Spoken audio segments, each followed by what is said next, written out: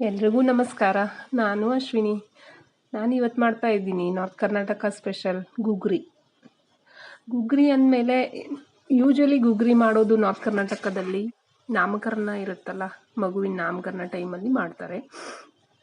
But ಇದು ನಾವು ತಿನ್ನಬಹುದು. ಹೈ ಫೈಬರ್ ಇರುತ್ತೆ, ಪ್ರೋಟೀನ್ ಇರುತ್ತೆ. ನಾವು ಬೆಳಗ್ಗೆ ತಿಂಡಿಗೆಲ್ಲ ತಿನ್ಬಹುದು, ಮಧ್ಯಾಹ್ನ ತಿನ್ಬಹುದು, ಸ್ನ್ಯಾಕ್ಸ್ ಟೈಮಲ್ಲಿ ಈವ್ನಿಂಗ್ ಕೂಡ ತಿನ್ಬಹುದು. ಇದಕ್ಕೆ ಬೇಕಾಗುವ ಸಾಮಗ್ರಿಗಳು ಜೋಳ ಮತ್ತು ಕಡಲೆ ಬೀಜ, ಕಡಲೆಕಾಳು, ಬಟಾಣಿ ಮತ್ತು ಹೆಸರು ಕಾಳು. ನಿಮ್ಗೆ ಬೇಕಾಗಿರೋ ಕಾಳುಗಳನ್ನು ನೀವು ತೊಗೋಬೋದು. ನಾನಿಲ್ಲಿ ತೊಗೊಂಡಿರೋದು 5 ಕಾಳುಗಳು ಮಾತ್ರ. ಇದೆಲ್ಲ ಏನು ಮಾಡಬೇಕಪ್ಪ ಅಂತಂದರೆ, ರಾತ್ರಿ ನೆನೆಸಿಟ್ಟಿರಬೇಕು. ನಾನು ರಾತ್ರಿ ಇಟ್ಟಿದ್ದೆ. ಅಟ್ಲೀಸ್ಟ್ ಒಂದು 4-5 ಅವರ್ಸ್ ನೆನೆಸಿದ್ರೂ ಸಾಕು. ನೆನೆಸಿದ್ರೆ ಏನಾಗುತ್ತಂದರೆ ಬೇಗ ಬೇಯತ್ತೆ. ಆಮೇಲೆ ನಾನು ಫಸ್ಟಿಗೆ ಜೋಳ ಹಾಕ್ತೀನಿ, ಯಾಕಂತಂದರೆ ಜೋಳ ಬೇಯಲಿಕ್ಕೆ ಸ್ವಲ್ಪ ಟೈಮ್ ತೊಗೊಳತ್ತೆ. 1-2 ಸಲ ತೊಳೆದ್ಬಿಟ್ಟು ನಾನು ರಾತ್ರಿ ನೆನೆಸಿದ್ದೆ. ನೆನೆಸಾದ್ಮೇಲೆ ಈ ಕಾಳುಗಳು ಈ ರೀತಿ ಆಗಿದೆ. ಆಮೇಲೆ ಫಸ್ಟಿಗೆ ನಾನು ಜೋಳ ಕುಕ್ಕರ್ಗೆ ಹಾಕಿ 3-4 ವಿಸಿಲ್ ಹಾಕ್ತೀನಿ, ಅಂದರೆ ಕೂಗಿಸ್ತೀನಿ.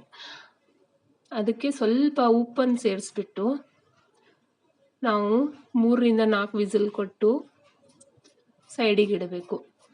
ಗುಗ್ರಿ ತಿನ್ನೋದ್ರಿಂದ ಏನಾಗತ್ತಂತಂದರೆ ನಮಗೆ ಫೈಬರ್ ಸಿಗತ್ತೆ, ಆಮೇಲೆ ಪ್ರೋಟೀನ್ ಸಿಗತ್ತೆ. ಮಕ್ಕಳಿಗೆಲ್ಲ ಕೊಡ್ಬೋದು, ನಾವು ಡಯಟಲ್ಲಿ ಕೂಡ ತಗೊಳ್ಬೋದು.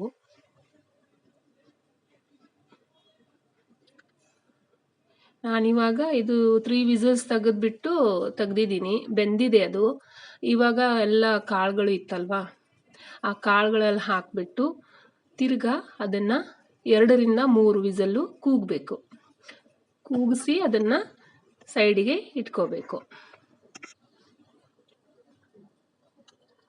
ಕಾಳುಗಳು ತಿನ್ನೋದ್ರಿಂದ ತುಂಬ ಚೆನ್ನಾಗಿ ಹೆಲ್ತು ಇರುತ್ತೆ. ಆಮೇಲೆ ಜೋಳ ಎಲ್ಲ ನಾವು 12 ತಿಂಗಳು ಕೂಡ ತಿನ್ನಬಹುದು. ನಾನಿವಾಗ 3 ವಿಸಲ್ ಹಾಕಿಬಿಟ್ಟು ತೆಗ್ದಿದ್ದೀನಿ. ಬೆಂದಿದೆಯಾ ನೋಡ್ತಾ ಇದ್ದೀನಿ, ಚೆನ್ನಾಗಿ ಬೆಂದಿದೆ. ಇದನ್ನು ಇವಾಗ ಒಂದು ಜರಡಿಯಲ್ಲಿ ಹಾಕಿ ನೀರು ಬಸಿಬೇಕು. ಇಲ್ಲಿ ನೋಡಿ ಎಷ್ಟು ಚೆನ್ನಾಗಿ ಬೆಂದಿದೆ. ಇವಾಗ ನಾನು ನೀರು ಬಸಿತಾ ಇದ್ದೀನಿ. ಬಸಿದ್ಬಿಟ್ಟು ಅದನ್ನು ಸೈಡಿಗೆ ಇಟ್ಬಿಡ್ತೀನಿ. ಆ ನೀರು ಕೂಡ ನಾನು ಎಸೆಯಲ್ಲ, ಆ ನೀರಿಂದನೂ ನಾನು ಹೇಳ್ತೀನಿ ಆ ನೀರಿಂದ ಏನು ಮಾಡಬೇಕು ಅಂತ. ಇವಾಗ ಇದನ್ನು ಸೈಡಿಗೆ ಇಟ್ಕೊಳ್ಳೋಣ. ನಾನು ಇಲ್ಲಿ ಸೌತೆಕಾಯಿನ ಕಟ್ ಮಾಡ್ಕೊಂಡಿದ್ದೀನಿ. ನಿಮಗೆ ಬೇಕಾದ್ದು ತರಕಾರಿನೂ ಹಾಕೋಬಹುದು, ಡ್ರೈ ತರಕಾರಿ ನಾವೇನೇನು ತಿಂತೀವಲ್ವ ಅದು. ಇವಾಗ ನಾನು ಒಂದು ಅರ್ಧ ಕಪ್ಪಷ್ಟು ಸೌತೆಕಾಯಿನ ಕಟ್ ಮಾಡ್ಕೊಂಡಿದ್ದೀನಿ, ಅದನ್ನು ಹಾಕ್ಕೊಳ್ತಾ ಇದ್ದೀನಿ. ಸೌತೆಕಾಯಿ ಹಾಕಿದ್ದೀನಿ, ಮತ್ತು ಅರ್ಧ ಕಪ್ಪು ಕ್ಯಾರೆಟ್ ಕೂಡ ನಾನು ಕಟ್ ಮಾಡ್ಕೊಂಡಿದ್ದೀನಿ, ಕ್ಯಾರೆಟ್ ಹಾಕ್ಕೊಳ್ತಾ ಇದ್ದೀನಿ. ಇವಾಗ ನಾನು ಇದಕ್ಕೆ ಈರುಳ್ಳಿ ಹಾಕ್ಕೊಳ್ತಾ ಇದ್ದೀನಿ. ಈರುಳ್ಳಿ, ಇದು ಕೂಡ ಸೌತೆಕಾಯಿ ನನಗೆ ಇನ್ನೂ ಸ್ವಲ್ಪ ಹಾಕಬೇಕನ್ನಿಸ್ತು, ಅದಕ್ಕೆ ಹಾಕ್ತಾ ಇದ್ದೀನಿ. ಆಮೇಲೆ ಒಂದು ಸ್ವಲ್ಪ ಕೊತ್ತಂಬರಿ ಹಾಕ್ಕೋಬೇಕು, ಸ್ವಲ್ಪ ಲಾಸ್ಟಿಗೆ ಗಾರ್ನಿಷಿಗೆ ಅಂತ ಇಟ್ಟಿದ್ದೀನಿ. ಇವಾಗ ಅದು ಕಾಳಿರುತ್ತಲ್ಲ, ಬಸ್ದಿರತ್ತೆ ನೀರೆಲ್ಲ, ಅದು ಡ್ರೈ ಆದಮೇಲೆ ಆ ಕಾಳುಗಳನ್ನು ಏನು ಮಾಡಬೇಕು, ಇದರಲ್ಲಿ ಹಾಕಿಬಿಟ್ಟು ಮಿಕ್ಸ್ ಮಾಡ್ಕೊಳ್ತಾ ಹೋಗಬೇಕು.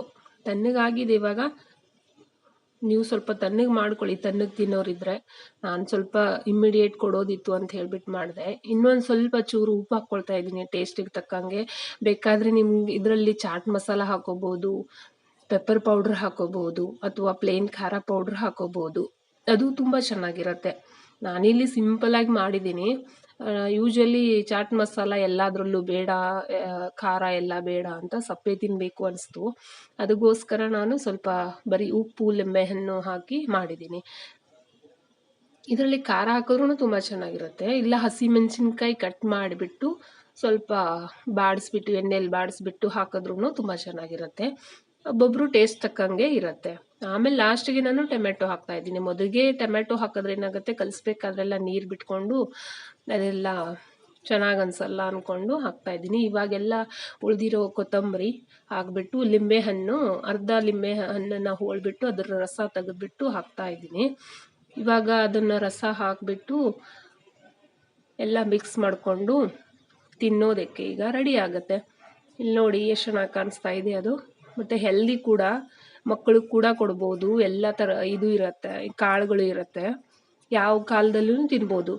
ಅಂದರೆ ರಾತ್ರಿ ತಿನ್ನಬೇಡಿ, ಯಾಕಂದರೆ ತುಂಬ ಹೈ ಫೈಬರ್ ಪ್ರೋಟೀನ್ ಇರುತ್ತೆ ಅಂದ್ಕೊಂಡು ನಾವು ಬೆಳಗ್ಗೆ ತಿಂಡಿಗೆ ಮಾಡ್ಕೋಬಹುದು, ಮಧ್ಯಾಹ್ನಕ್ಕೆ ಮಾಡ್ಕೋಬಹುದು, 4-5 ಗಂಟೆ ಸ್ನ್ಯಾಕ್ಸಿಗೆ ಮಾಡ್ಕೋಬಹುದು. ಬೇಕಂದರೆ ನೀವು ಮಾವಿನಕಾಯಿ ಎಲ್ಲ, ಇವಾಗ ಸೀಸನ್ ನೋಡಿ ಮಾವಿನಕಾಯಿ ಎಲ್ಲ ಹಾಕ್ಬೋದು. ಇದು ನೋಡಿ ಎಷ್ಟು ಚೆನ್ನಾಗಿ ಅನಿಸ್ತಾ ಇದೆ. ಇವಾಗ ನಮಗೆ ಗುಗ್ರಿ ಎಲ್ಲ ರೆಡಿ ಆಗಿಬಿಟ್ಟಿದೆ. ಇವಾಗ ಇದು ನೋಡಿ ಉಳಿದಿತ್ತಲ್ಲ ನೀರದು ಬಸ್ದಿರೋದು, ಇದಕ್ಕೆ ನೀವು ಚಾಟ್ ಮಸಾಲ, ಉಪ್ಪು, ಪೆಪ್ಪರ್ ಪೌಡರ್ ಹಾಕಿಬಿಟ್ಟು ಸೂಪ್ ಕುಡಿಬಹುದು. ನಾನು ಜಸ್ಟ್ ಅದನ್ನು ಉಪ್ಪು ಹಾಕಿಬಿಟ್ಟು ಕುಡಿಯೋಕ್ಕೆ ಇಷ್ಟ ಅಂತ ಹೇಳಿಬಿಟ್ಟು ನಾನು ಹಾಕಿದ್ದೀನಿ. ವಿಡಿಯೋ ಹೇಗೆ ಅನಿಸಿದೆ ಹೇಳಿ, ಲೈಕ್ ಮಾಡಿ.